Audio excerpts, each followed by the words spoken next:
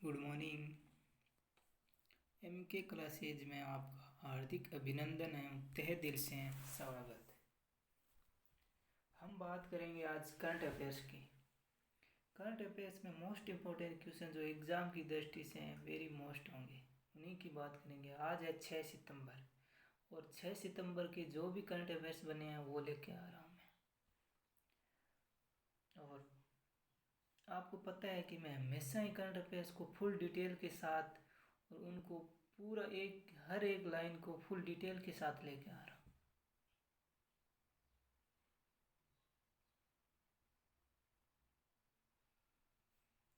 अब बात करेंगे, केंद्रीय शिक्षा मंत्री ने लॉन्च की इंग्लिश प्रो मोबाइल ऐप। यानी हमारे जो केंद्रीय मंत्री है उनके द्वारा इंग्लिश प्रो नामक एक मोबाइल ऐप लॉन्च किया गया है। और ये मोबाइल ऐप क्या करता है, विश्वविद्यालय द्वारा दी गई अपनी तरह की एक पहल होगी उसकी। ये मोबाइल ऐप हैदराबाद से शुरू किया है। इंग्लिश और विदेशी भाषाओं के संस्थाओं द्वारा विश्वविद्यालय सामाजिक दायित्व के तहत विकसित किया गया है। ये ऐप शिक्षित छात्रों के विभिन्न पृष्ठभूमियों के लोगों के लिए एक उपयोगी डिजिटल टूल होगा। यानी जो mobile app English pro mobile launch किया है, जो विश्वविद्यालय के जो विद्यार्थी है उनके लिए उपयोगी होगा। अब बात करते हैं, बजाज आलियांज ने आयुष्मान खुराना को बनाया अपना नया ब्रांड एम्बेसडर।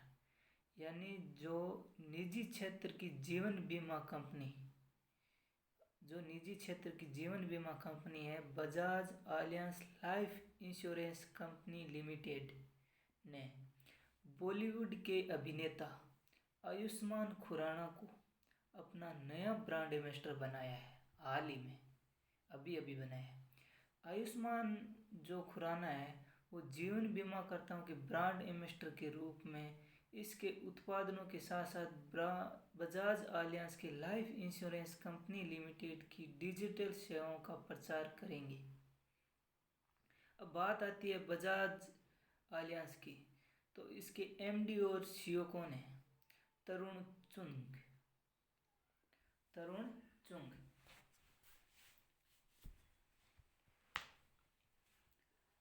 हम बात करते हैं डेवेन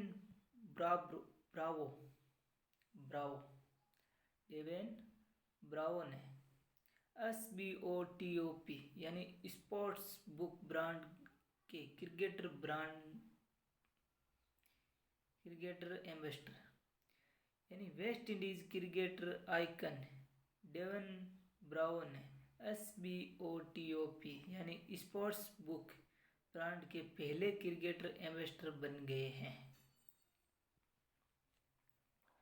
oil of Man betting group selected मेंस ने बैटिंग यानी वेस्ट इंडीज जो होता है, वेस्ट इंडीज है, वहाँ के क्रिकेट ने अपनी प्रमुख स्पोर्ट्स बुक के लिए एम्बेसडर बनाया उन्होंने वेस्ट इंडीज के लिए 256 टेस्ट और 120 वनडे मैच खेले हैं डेवन ने, और उन्होंने खेल के सबसे बेहतरीन ऑलराउंडरों में से एक माना जाता है डेवन ब्रावो को, यानी ऑलराउंडर है वो। अब बात करते हैं, संयुक्त राष्ट्रीय पर्यावरण कार्यक्रम ने लॉन्च किया the littles book of green new deck. ये बुक अभी संयुक्त राष्ट्रीय पर्यावरण ने लॉन्च की है, the littles book of green new डेक्स।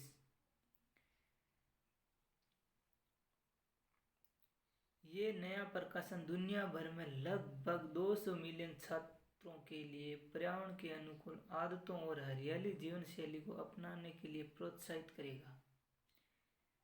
मतलब ये जो अभी बुक लॉन्च की है the littles book of green new decks जो जारी की है, ये विद्यार्थियों के लिए हरियाली के प्रति उन्हें प्रोत्साहित करेगा। पंजाब सरकार ने हाल ही में आई रिक्वायरी ऐप लॉन्च किया है। पंजाब सरकार ने हाल ही में आई रिक्वायरी ऐप लॉन्च की है। पंजाब सरकार ने हरियाली को बनाए रखने के लिए आई रिकवरी ऐप लॉन्च किया है। यानी हरियाली बनाए रखने के लिए पंजाब सरकार ने आई रिकवरी ऐप लॉन्च किया है। रिकवरी ऐप है जो लोगों को अधिक से अधिक पेड़ लगाने और उनकी गिनवरी सर्विस बनाए रखने को प्रेरित करेगा।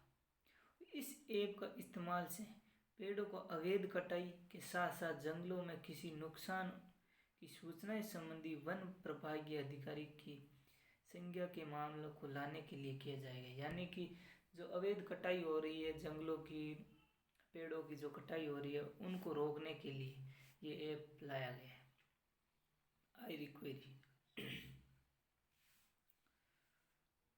अब बात करते हैं हम अगले क्वेश्चन की।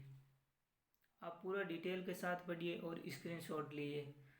किसी भी क्वेश्चन को डिटेल के साथ पढ़ोगे वो उतना ही ज़्यादा याद रहेगा। आरबीआई ने संशोधित प्राथमिकता प्राप्त क्षेत्र के आधार के लिए जारी किया दिशा निर्देश। यानी भारतीय रिजर्व बैंक आरबीआई ने हाल ही में अपने दिशा निर्देश जारी किए हैं। उन्होंने कहा है कि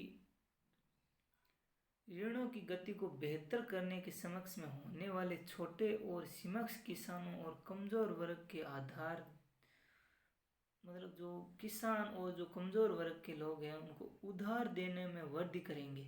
साथ ही नवीनीकरण ऊर्जा और स्वास्थ्य बुनियादी ढांचों के लिए ऋण को बढ़ावा देंगे। हाल ही में ये दिशा निर्देश जारी किए आरबीआई ने। जो किसान और कमजोर वर्ग के लोग हैं उन्हें उधार और ऋण भी दिया जाएगा, साथ ही स्वास्थ्य के लिए भी दिया जाएगा। अब बात आती है आरबीआई के, तो आरबीआई के गवर्नर 25वें गवर्नर कौन है? शशिकांत दास। मुख्यालय कहाँ है? मुंबई में। स्थापना कब हुई थी आरबीआई की? 1 अप्रैल 1935 में कोलकाता में। ये आपको पूरा डिटेल के साथ पढ़िए इसको। अब क्वेश्चन ये भी बन सकता है 25वें गवर्नर कौन है, मुख्यालय कहाँ है? प्रहलाद सिंह पटेल ने ब्रिक्स सांस्कृतिक मंत्रियों की बैठक में वर्चुअली हिस्सा लिया। रूस की अध्यक्षता में 5वीं ब्रिक्स सांस्कृतिक मंत्रियों की बैठक का आयोजन किया गया।